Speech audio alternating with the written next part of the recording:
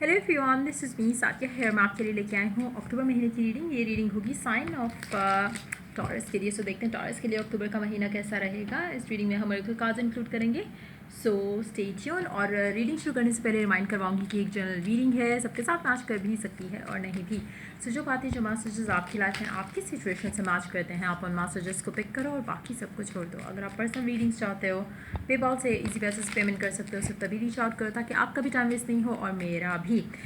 So let's get started. देखते हैं कि टॉरस के लिए कैसा रहेगा बाकी का महीना, पूरा महीना अक्टूबर का महीना। बट या हो सकता है कि कुछ लोगों के लिए जो एनर्जीज हम फर्स्ट टू कार्ड्स में पिक करें, हो सकता है कि ऑलरेडी आप एक्सपीरियंस कर चुके हैं क्योंकि रीडिंग जो है वो थोड़ा लेट है। सो हो सकता है कि लेकिन हो सकता है कि वो एनर्जीज जो है वो कुछ लोगों के लिए अभी आनी हो या आप एक्सपीरियंस कर रहे हो। बट यस, ये रीडिंग होगी पूरे महीने के लिए, अक्टूबर के महीने के लिए। सो लेट्स सी टॉरस का कैसा रहेगा अक्टूबर का महीना। Tower, wow. अब हो सकता है कुछ लोग टावर एनर्जी में राइट ना हो और कुछ लोगों के लिए हो सकता है कि अभी आना हो। मुझे नहीं लगता कि it's gonna be something negative. It's more like sudden changes, sudden shifting energies जो है वो आप अपनी लाइफ में फील कर सकोगे।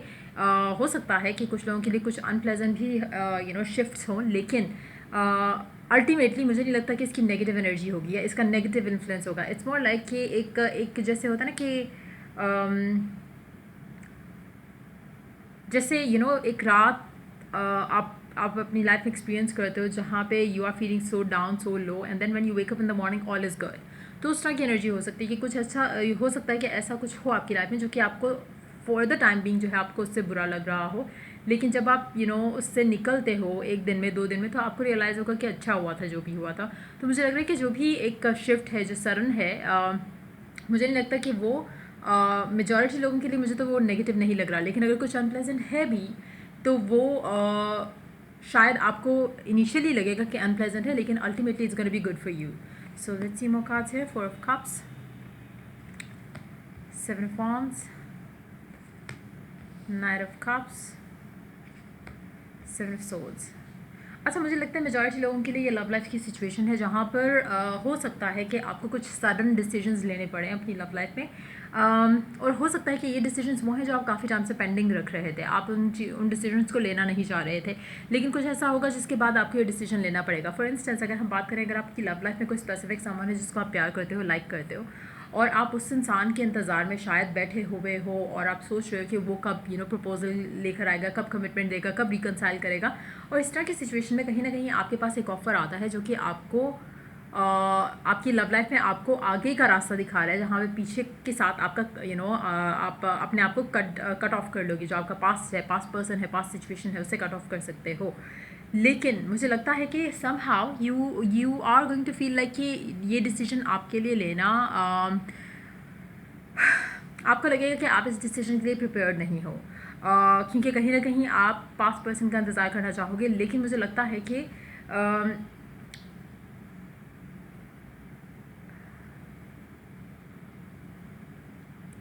आपके पास इतना टाइम नहीं होगा सोचने के लिए, अगर, और स्पेशली अगर आप बहुत टाइम से आपने अपना लव लाइफ का कोई डिसीजन पेंडिंग रखा हुआ है, तो मुझे लग रहा है कि अब वो उसके उस चीज़ से रिलेटेड, उस डिसीजन से रिलेटेड आपके ऊपर प्रेशर जो है वो बिल्ट होगा और अल्टीमेटली आपको वो डिसीजन लेना पड़ेगा। शायद अगर आपकी फैमिली आपको फोर्स कर रही है कि आपका रिश्ता देख लें या आपकी बात पक्की कर दें या कुछ इस तरह से, या कोई इस तरह से सिचुएशन है जहाँ पे आपका मन आप दिल से रेडी नहीं हो एक चीज़ के लिए, लेकिन आपको कहा जा रहा है लोगों की तरफ से, फैमिली की तरफ से प्रेशर होगा कि you have to take this decision. तो मुझे लगता है कि वो इनिशियली तो शायद आप रेडी नहीं होगे, लेकिन फिर आप एक होता है ना कि आप गिव इन कर देते हो कि चलो ठीक है, देख लेते हैं, ये करके देख लेते हैं। तो मुझे लगता है कि आप अपने आप को उन चीज़ों के लिए प्रिपेयर करोगे, उस रिलेशनशिप के लिए प्रिपेयर करोगे जो कि शायद आप पहले अपने आप को प्रिपेयर्ड नहीं फील कर रहे थे। हो सकता है कि कुछ लोगों के लिए ये आपके पर्सन की एनर्जी हो, अगर वो आपको लेकर कंसिडर पहले उस तरह से नहीं कर रहा था रिलेशनशिप को, वो हर मुमकिन कोशिश कर रहा था कि इस डिसीजन से वो अपने आप को दूर रख सके, तो मुझे लगता है कि वो अब ऐसी सिचुएशन उसकी लाइफ में डेवलप होगी कि वो आपकी तरफ आएगा।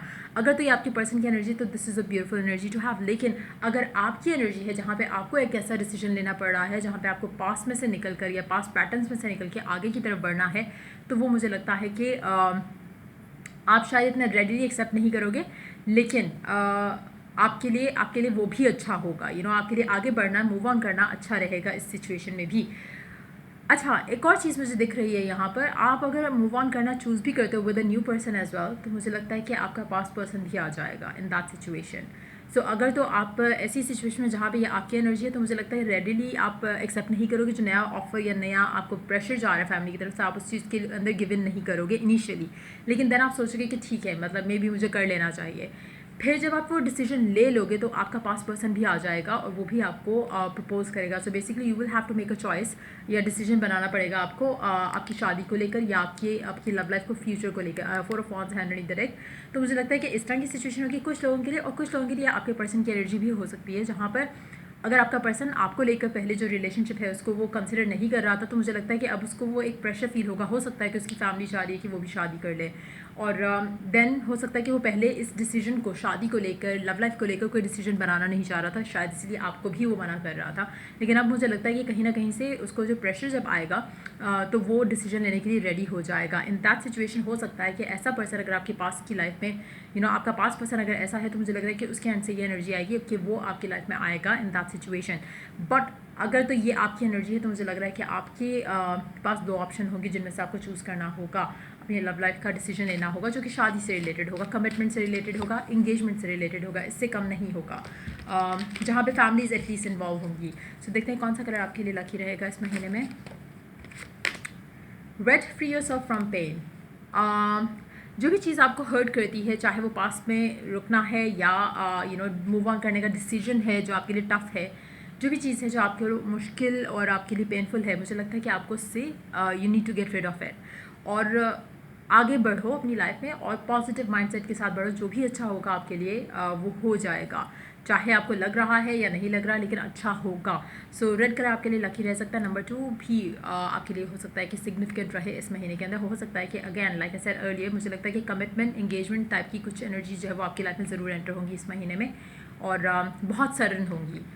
Next colour is lilac, strengthen your faith. Number 42, आपका फेथ जो है अपनी लाइफ को लेकर, अपने लव लाइफ को लेकर, वो स्ट्रांग रहना चाहिए, जो कि बहुत इंपॉर्टेंट है। बाकी सारी चीज़ें ऑटोमेटिकली खुद से रिजॉल्व हो जाएंगी, लेकिन हाँ, आपका फेथ जो है वो डेफिनेटली मैटर करेगा। लेट्स सी ऑरेकल गाइडेंस क्या है आपको। फेथ का कार्ड फिर से। सो बेसिकली फियरफुल होने की ज़रूरत नहीं है। अगर आपको फैमिली का भी प्रेशर हो रहा है, और अगर आपको आपका पास्ट पर्सन भी दिख नहीं रहा, तो मुझे लगता है कि जैसे आप फैमिली के प्रेशर में आकर आप नए पर्सन के लिए एग्री कर जाओगे ऑन द इनसाइड, तो मुझे लगता है कि आपका जो एक चीज़ जो आपको रोक रही थी, या आपका ऑब्सेशन था, या जिसमें आप लेट गो नहीं कर पा रहे थे पास्ट पर्सन को, तो मुझे लगता है कि वो कहीं ना कहीं आप लेट गो कर दोगे, जिसकी वजह से वो पास्ट पर्सन भी वापस आ जाएगा। So ultimately your faith is going to win. आपको शायद आप उससे छोड़ नहीं पा रहे हो, या आप उसको लेट गो नहीं कर रहे हो, क्योंकि आपको फियर है कि आप उसे खो दोगे। लेकिन अगर आप फेथ रखोगे और आप गो विद द फ्लो करोगे, तो आपकी जो विश है, आपकी जो डिज़ायर है, उसके पूरे होने के चांसेस ज़्यादा होंगे। So let's see more cards here. Wisdom.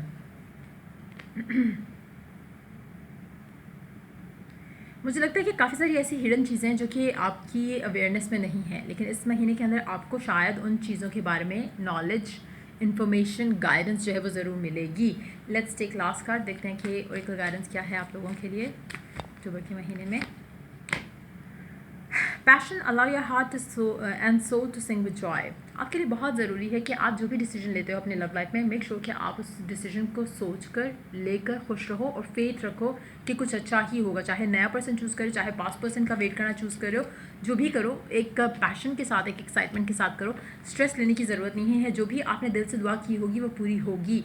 चाहे आपको लग रहा है कि आपका एक डिसीजन शायद आपको उस इंसान से दूर ले जाएगा, लेकिन इन एक्चुअलिटी ऐसा नहीं होगा। That's what you are perceiving, लेकिन ऐसा नहीं होगा। आप अपने गोल के, अपने डिज़ायर के करीब ही जाओगे, सिर्फ और सिर्फ अगर आप फेथ रख रहे हो। अगर आपके फियर्स इतना स्ट्रांग है, तो मुझे नहीं लगता कि आपके लिए वो मैच करेगी। बट यस, मुझे लगता है कि अल्टीमेटली आप लव लाइफ में जो भी डिसीजन ले रहे हो, नया पर्सन, पास्ट पर्सन, जो भी चूज़ करोगे, आपके लिए वो अच्छा ही होगा।